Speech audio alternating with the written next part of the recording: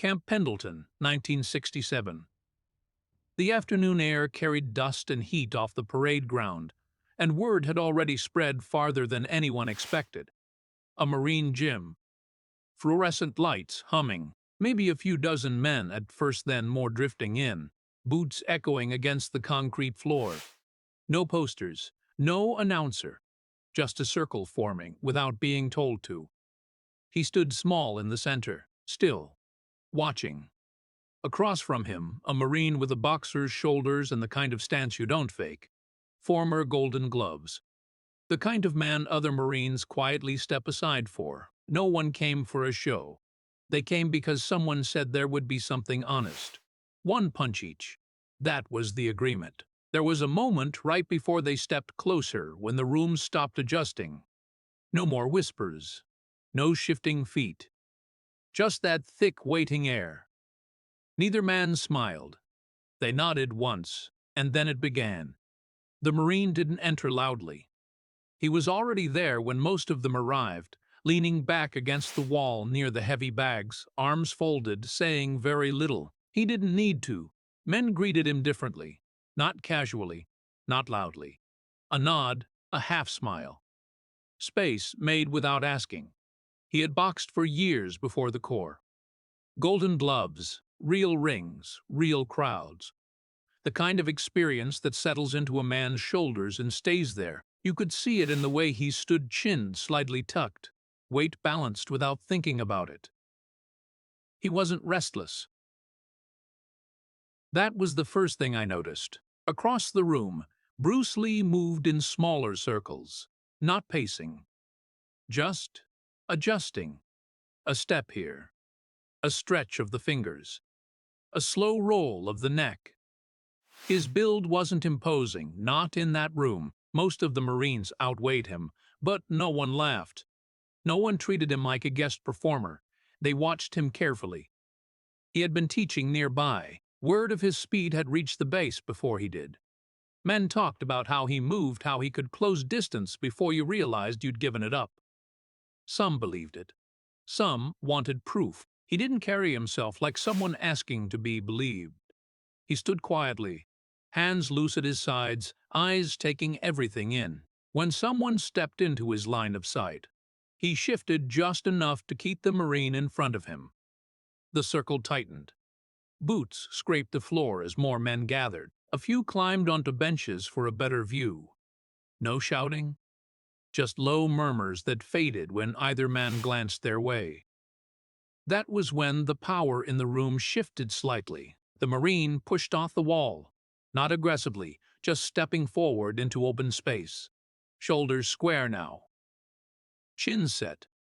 Bruce didn't match him immediately. He waited. A second passed. Maybe two. Then he stepped forward as well. The air changed. You could feel the room leaning in, not physically, but internally.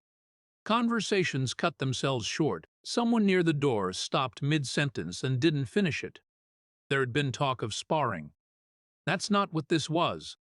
The Marine spoke first. Voice low. Measured. Something about keeping it simple. Something about fairness. Bruce nodded once. No theatrics. No bow exaggerated for effect. Just acknowledgement. If there was ego in the room, it wasn't loud. It sat underneath everything, steady and contained. You could see it in the Marine's jaw when he clenched it slightly. You could see it in Bruce's stillness, too still to be casual. Neither man blinked much, and the circle became perfectly round. For a moment, nothing happened. Not hesitation. Not uncertainty. Just two men recognizing that once they stepped closer, the room would belong to whatever followed. A Marine near me whispered, "One punch each." The words didn't travel far. Bruce shifted his weight. The Marine mirrored him without meaning to. That small adjustment, that was when I understood this wasn't about proving dominance. It was about testing something both men carried inside. No one knew what would happen. But everyone knew it would matter. They didn't need a referee. The Marine stepped closer first, boots steady against the floor. close enough now that the space between them felt deliberate, not crowded, measured. He lifted one glove, slightly more habit than signal. He'd spent years inside ropes. Structure followed him wherever he stood. Bruce didn't raise his hands yet. He watched. That stillness again. Not frozen, just quiet in a way that made you aware of your own breathing. The Marine spoke low enough that only the front of the circle heard him clearly. The words traveled anyway. One exchange. Clean, no follow-up. A few men shifted behind me. One let out a breath he'd been holding. It sounded louder than it should have. Bruce nodded once. No grin, no tension in his face. But something sharpened in his eyes. It wasn't anger, it wasn't pride, it was focus narrowing. The Marine rolled his shoulders just once, loosening them. Years of training showed there not in muscle, but in economy. No wasted motion. When he set his feet, they settled naturally into stance, like they'd done it 1,000 times. Bruce finally raised his hands.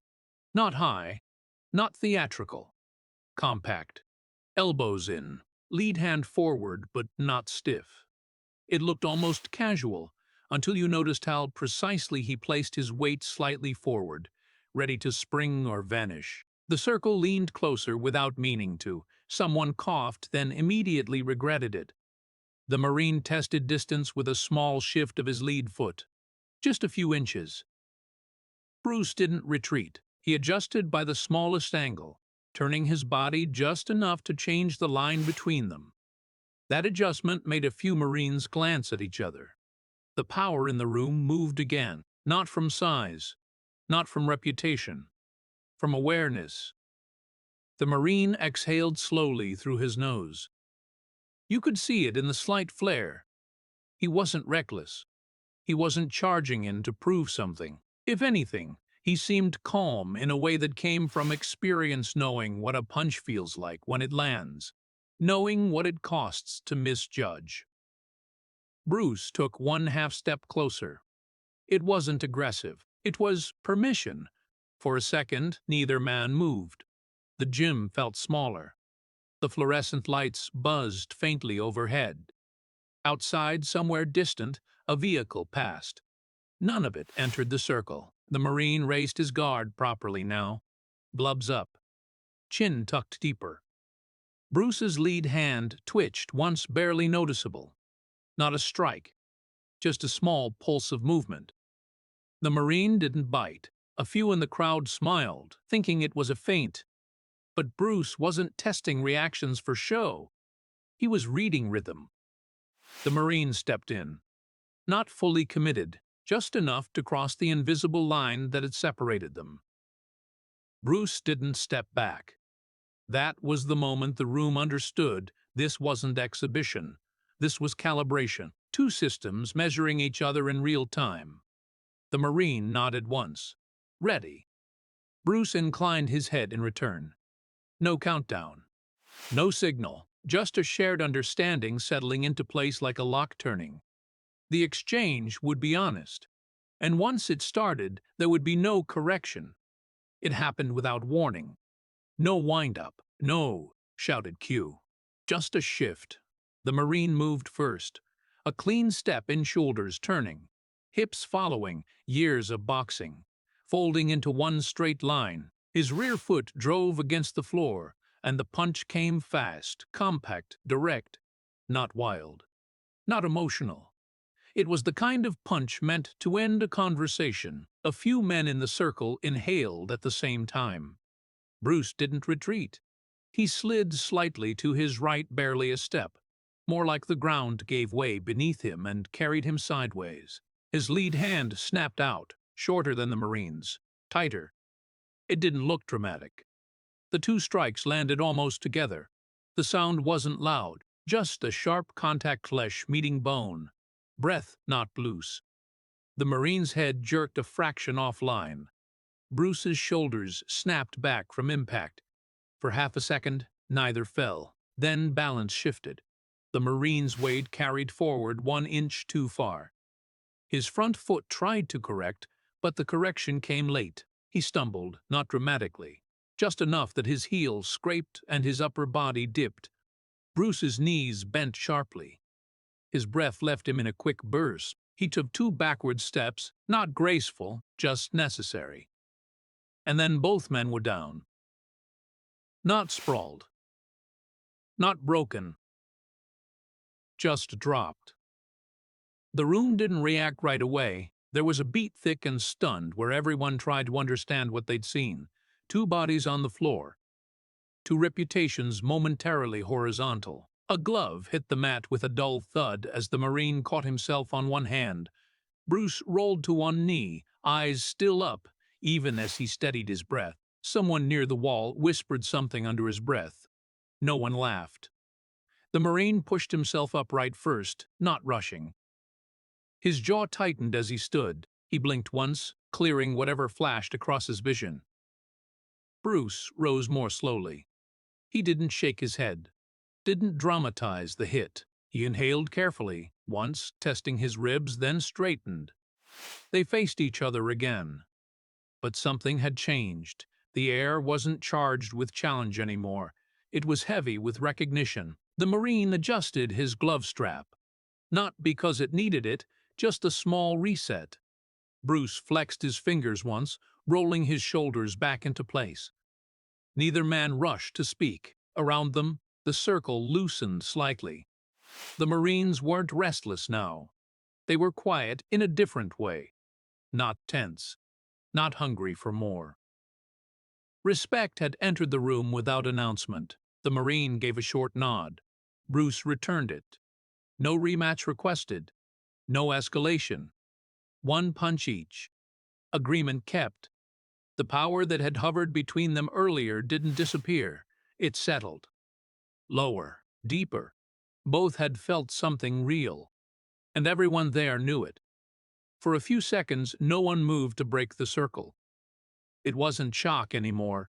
It was recalibration. The Marine rolled his shoulders once, slower this time. Not to intimidate, just to feel where everything still worked. His breathing had steadied, but not fully. There was a pause between inhale and exhale, like his body was deciding how much air it really needed. Bruce stood with his hands lowered now, not careless, just open. He glanced at the Marine's stance, not his face, not his gloves. His stance, the angle of the feet, the way the weight sat slightly more cautious than before. That glance didn't go unnoticed. A few of the men near me shifted their posture, as if they'd been watching a contest and suddenly realized they were witnessing something else. The Marine stepped forward again. Not into range, just closer. Close enough that their voices wouldn't need to carry. No one could hear the first words exchanged. They weren't meant for the room. But whatever was said didn't sound sharp. No edge in it. No defensiveness. Bruce nodded once, slower than before. The Marine's jaw loosened. That was when the pressure finally left the room. Not all at once, it thinned gradually. A few Marines let out quiet breaths they'd been holding since the impact. Someone near the door muttered, "Fair enough," under his breath. The circle opened without being told to. It wasn't dramatic. No applause, no cheers. Just boots shifting back, space returning to normal dimensions. The Marine removed one glove and flexed his hand. He winced slightly, just a flicker. Bruce noticed. He stepped closer again and said something brief, gesturing with 2 fingers toward the Marine's wrist. Not advice, not instruction. Just observation. The Marine listened. That mattered. No one would have blamed him for brushing it off. He didn't. He nodded, adjusted his wrist strap more carefully this time, and gave Bruce a look that wasn't challenge anymore. It was consideration. Bruce's posture softened. The sharpness in his eyes eased. He didn't look triumphant. If anything, he looked curious. As if the exchange had answered one question and raised another. A few Marines approached cautiously, not to crowd, but to be near. One asked something about timing, another about distance. The Marine answered first. Short responses. Honest ones. He didn't exaggerate the hit he'd taken. Didn't minimize it either. When he spoke about Bruce's speed, there was no sarcasm in it. Bruce listened to that, too. Then he added something quiet, almost technical, but without slipping into lecture. He gestured to the floor where their feet had crossed lines. He tapped the ground lightly with his toe. The Marine looked down at the spot. And then he laughed. Not loudly. Just a single exhale through the nose, head shaking slightly. The kind of laugh that comes when pride adjusts itself without breaking. The room shifted again. What had started as a challenge now felt like an opening. No rematch was announced. No winner declared. No score kept. But the air between them had changed shape.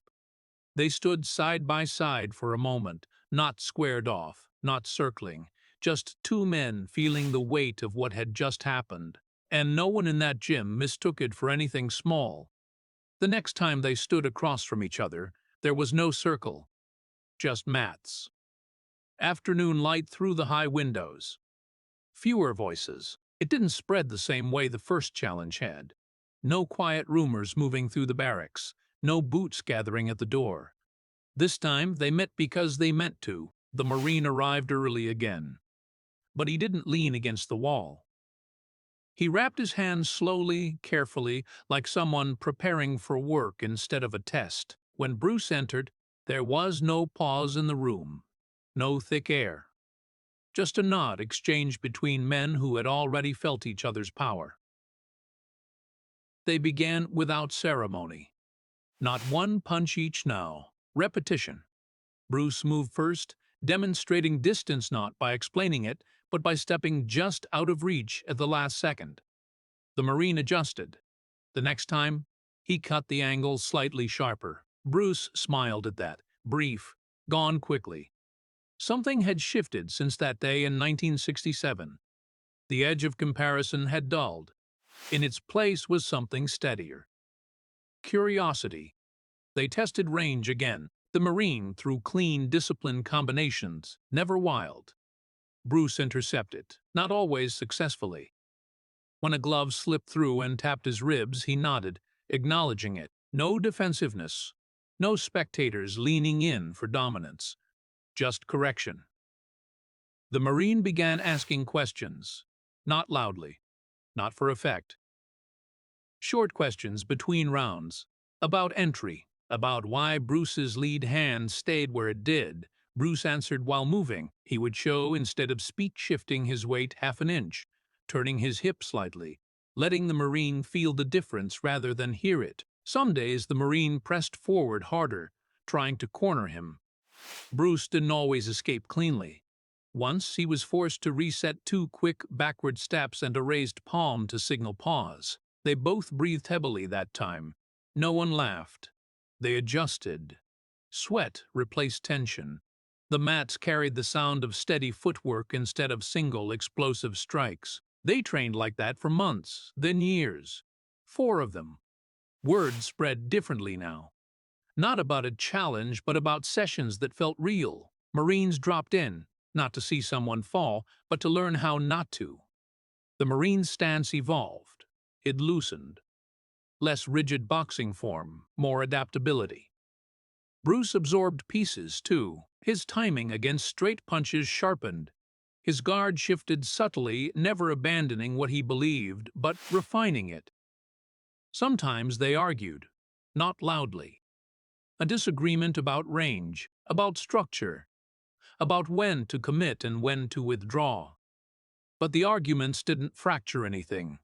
They sharpened it. Between rounds, they would sit against the wall where the Marine once leaned alone, gloves off, breathing slowing. No one kept count of who landed more. That wasn't the measure anymore. Respect grew in the small corrections. The quiet nod after a clean exchange, the shared grin when something finally clicked. The first day had been about proving honesty. The years after were about living it. And the men who trained beside them began to understand that what happened on that mat wasn't about who dropped whom. It was about staying. Years pass quickly inside a base. Assignments change. Faces rotate in and out. The gym never looks exactly the same twice, but some afternoons hold their shape long after the mats are rolled away. I remember one of the last times they trained together. No crowd, no tension, just steady movement. The Marine's stance had softened over time, not weaker, just less rigid. He no longer planted himself like a wall. He flowed more. Bruce circled lightly, hands alive but relaxed, eyes reading without strain. They moved for several minutes without speaking. At one point, the Marine stepped in hard, sharper than expected. Bruce met him, intercepted, and both paused, foreheads nearly aligned, breath mixing in the narrow space between them. Neither tried to finish it. They separated on their own. That moment felt heavier than the first knockdown years earlier. Not because of impact, because of control. Afterward, they sat on the edge of the mat, gloves off. Silence not decorative, not awkward, just earned. A younger Marine approached, hesitant, asking which style was better. The older Marine looked at Bruce before answering. Bruce didn't rush to speak. The Marine finally said something simple. Something about honesty and training. About not lying to yourself. No speech, no lecture. Bruce nodded once. When they stood to leave, there was no handshake for show. No dramatic farewell. Just a look between them that carried memory. Men who had seen that first exchange still talked about it sometimes. Not as a fight, not as a victory, but as a turning point they hadn't recognized in the moment. Both had fallen. Both had stood. Years later, when the name Bruce Lee grew larger than any gym could hold, some Marines would still mention that afternoon at Camp Pendleton. Not to claim him, not to diminish him, just to remember the weight of that first punch and the quiet that followed. Some left inspired, others unsettled, and that feeling stayed.